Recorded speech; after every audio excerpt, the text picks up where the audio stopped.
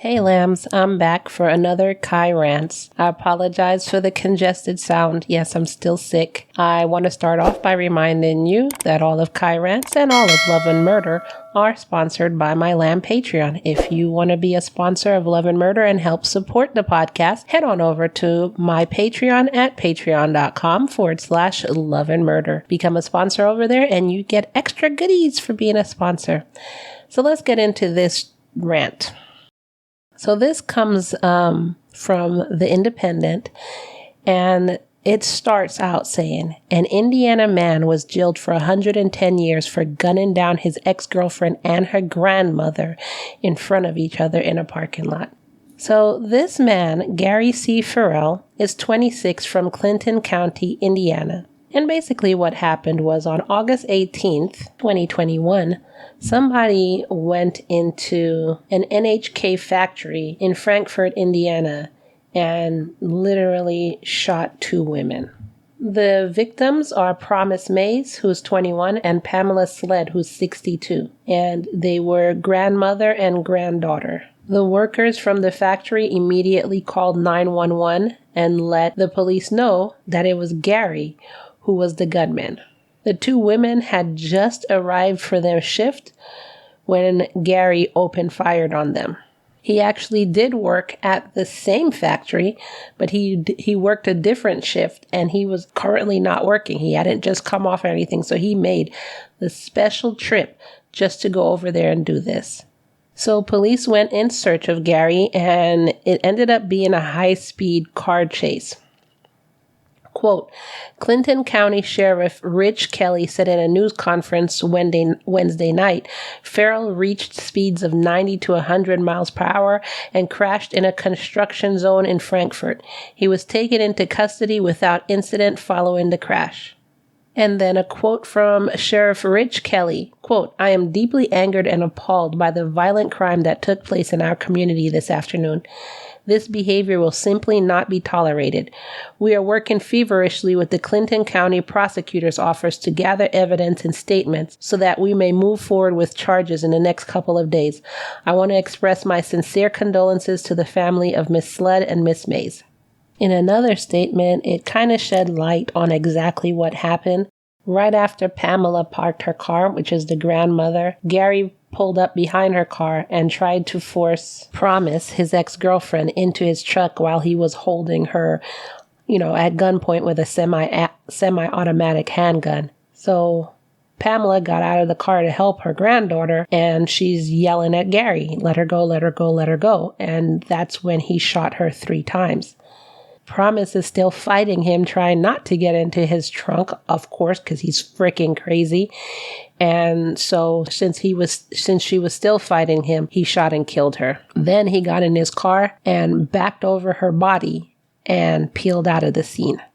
During the investigation, not only did they have a bunch of witnesses to this horrible, horrible act, there was also security footage, so it was caught on tape. Quote, with respect to the murder he inflicted upon Pamela Sled, defendant shot Miss Sled after she had turned her back and was retreating from the scene of the offense she had witnessed against her granddaughter.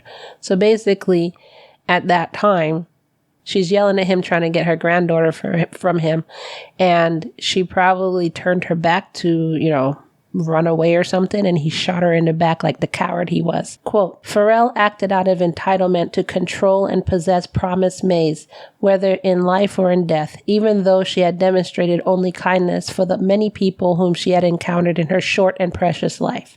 During his trial, Gary pled guilty to 2 counts of murder. I mean, he couldn't have pled anything else. You have a bunch of witnesses and you have it caught on camera. You can literally see yourself doing this. What are you going to say? Not guilty by reason of they're lying? Like, on August 18th, 2023, basically 2 years from when this happened, Clinton Superior Court Judge Justin H. Hunter sentenced Gary to serve 110 years in prison. So he was sentenced to serve 45 to 65 years for each count of murder, with the sentences to run consecutively.